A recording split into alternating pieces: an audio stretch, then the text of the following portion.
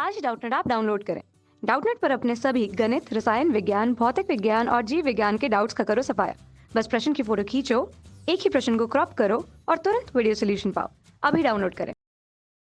दोस्तों आज का हमारा प्रश्न दिया गया है संक्रमण तत्वों के अभिलक्षण, ठीक है, कैरेक्टरिस्टिक्स, गुण क्या है। ये तत्व संक्रमण तत्व क्यों कहलाते हैं, कौन सा डी ब्लॉक तत्व संक्रमण तत्व नहीं माना जाता है। ठीक है, चलिए देखते हैं। पहले मैं इनका अभिलक्षण बता देता हूँ।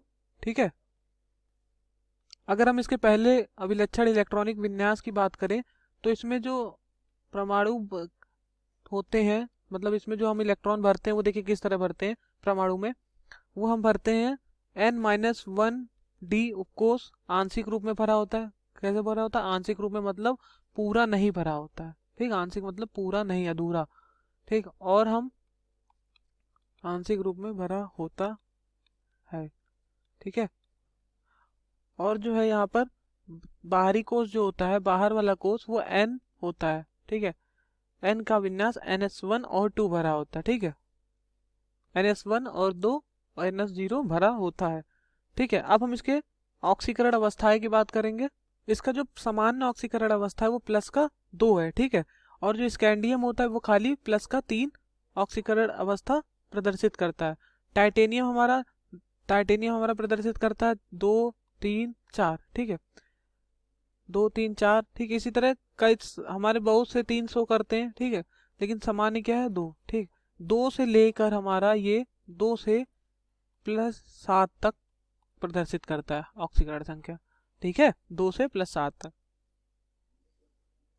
अब हम इसके आयनिक त्रिज्या की बात करेंगे तो इसकी जो आयनिक त्रिज्या होती है वो बाएं से दाएं जाने पर क्या होती है? वो बाएं से दाएं जाने पर घटती है। ठीक है, परमाणु त्रिज्या जो होती है वो बाएं से दाएं जाने पर घटती है। ठीक है, जैसे हमारा स्कैंडियम हो गया। ठीक है, स्कैंडियम की आयनिक त्रिज्या 1.44 होती है। टाइटेनियम की आयनिक त्रिज्या और परमाणु परमाणु त्रिज्या की बात करें, परमाणु त्रिज्या हमारे होती है 1.32। ठीक है, और हम वेनेडियम की अगर बात करें तो 1.22। तो आपको दिख रहा होगा कि जो आयनिक त्रिज्या हो रही है वो हमारी घट रही है। कहाँ से? बाएं से दाएं जाने पर। ठीक है, और जो चौथा गुण है, चौथा विलक्षण है, वो ये है कि जो हमारे डी ब्लॉक के तत्व होते हैं, ठीक है, जो हमारे ट्रांजिशन मेटल होते हैं, ट्रांजिशन एलिमेंट होते हैं, संक्रमण धातु होते हैं, वो कैसे कैसे होते हैं? वो रंगीन यौगिक बनाते हैं। रंगीन यौगिक क्यों बनाते हैं? क्योंकि उनका जो डी ऑर्बिटल होता है, डी उपकोष होता है, वो पूरा नहीं भरा होता है, वो अधूरा होता है। और अधूरा होता है इसलिए वो इलेक्ट्रॉन आसानी से दे देते हैं और वो रंगीन यौगिक बनाते हैं। ठीक है, पूरे वो डी ऑर्बिटल नहीं भरे होते हैं। ठीक है, जैसे 1 2 3 इस तरह से भरा होता है, पूरा नहीं भरा होता, पूरे 10 इलेक्ट्रॉन इसमें नहीं भरे होते, इसलिए ये कैसे यौगिक बनाते?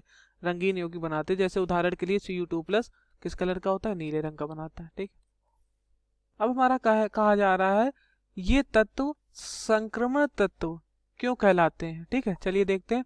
मैं यहाँ पर एक परिभाषा लिख देता हूँ, आपको समझ में आ जाएगा। इलेक्ट्रॉनिक विन्यास, ठीक है, की दृष्टि, इलेक्ट्रॉनिक से जिन तत्वों, ठीक है, जिन तत्वों के परमाणु परमाणु या किसी यौगिक, ठीक है, में तत्व के, ठीक है, तत्व के एलिमेंट के मतलब डी ऑर्बिटल आंशिक रूप से भरे होते हैं, मतलब पार्शली फिल्ड। ठीक है, पूरा ना भरा हो, फुल्ली फिल्ड ना हो। ठीक है, आंशिक रूप से भरे होते हैं, उन्हीं को हम क्या कहते हैं? संक्रमण तत्व।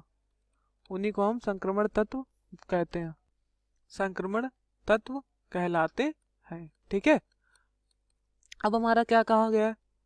अब हमारा पूछा गया है, एक बार मैं रिपीट कर देता हूँ इसको।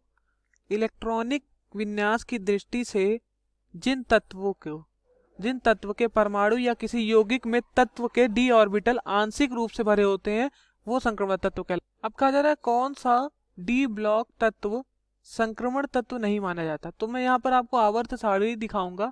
ठीक है, तब आपको समझ में आ जाएगा। तो हम आपको यहाँ पर एक आवर्त सारणी दिखाएंगे। इस आवर्त सारणी को आप देखिए। ठीक है, इस आवर्त सारणी में आपको दिखेगा, ठीक, अब हमारा यहाँ जो जिंक है, ठीक है, जो हमारे यहाँ पर जिंक है ठीक, ये जिंक और हमारा जो जिंक और हमारा जो कैडमियम है, ये कैडमियम 48 नंबर, और हमारा जो ये मरकरी मतलब पारा, ये क्या होते हैं, ये तीनों डी ब्लॉक के तत्व नहीं माने जाते। क्यों नहीं माने जाते हैं? क्योंकि देखिए अभी मैंने आपको परिभाषा जो बताई थी संक्रमण तत्व की, वो ये थी इलेक्ट्रॉनिक विन्यास की दृष्टि से जिन तत्वों का परमाणु या यौगिक तत्व डी ऑर्बिटल आंशिक रूप से भरा होता है। आंशिक रूप से मतलब पूरा नहीं भरा होता है। ठीक है, ये बात मैं इसलिए बता रहा हूँ, अभी आपको समझ में आ जाएगा। अब यहाँ मैंने बोला कि जिंक और कैडमियम और मरकरी जो है वो डी ब्लॉक के तत्व नहीं माने जाते। क्यों नहीं माने जाते? क्योंकि ये आंशिक रूप से नहीं भरे होते हैं।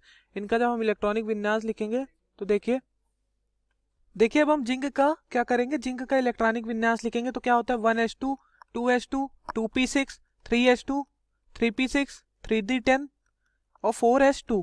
अब मैं बोलूंगा कैडमियम CD, कैडमियम का जब मैं इलेक्ट्रॉनिक विन्यास लिखूंगा तो होगा Kr, क्रिप्टन के टर्म में लिख रहा हूँ ना, इनर्ट गैस के टर्म में लिख रहा हूँ 4d10 5s2। अब लिखेंगे पारे का मतलब मरकरी का, तो वो क्या होता है एक्जी जिनॉन 4f14 5d10 और 6s2। तो आपको एक चीज दिख रहा होगा यहाँ पर कि जो डी ब्लॉक है, इसका डी ब्लॉक ये देखिए भरा हुआ है, ये भी डी ब्लॉक भरा हुआ है, ये भी डी ब्लॉक पूरा 10 है। ठीक, और हमें कहा गया था कोई संक्रमण तत्व क्या होते हैं, संक्रमण तत्व जो होते हैं वो हमारे क्या होते हैं, वो हमारे डी ब्लॉक अधूरे होते हैं, उसमें आंशिक रूप में भरे होते हैं, लेकिन इसमें तो पूरे भरे हैं, तो इसलिए इसको संक्रमण तत्व नहीं माना जाता है। और हमारा ये है पी ब्लॉक, ये हमारा पी ब्लॉक है, ये इतना हमारा पूरा डी ब्लॉक है। ठीक है, दोनों पी ब्लॉक के बीच में। ठीक है, डी ब्लॉक तत्व संक्रमण तत्व इसीलिए नहीं माना जाता है। तो उम्मीद करता हूँ आपको समझ में आ गया होगा। धन्यवाद। कक्षा 6 से 12वीं से लेकर नीट IIT JEE वो एडवांस के लेवल तक 1 करोड़ से ज्यादा छात्रों का भरोसा। आज ही डाउनलोड करें डाउटनेट ऐप या व्हाट्सएप करें अपने सारे डाउट्स 8400 400 400 पर।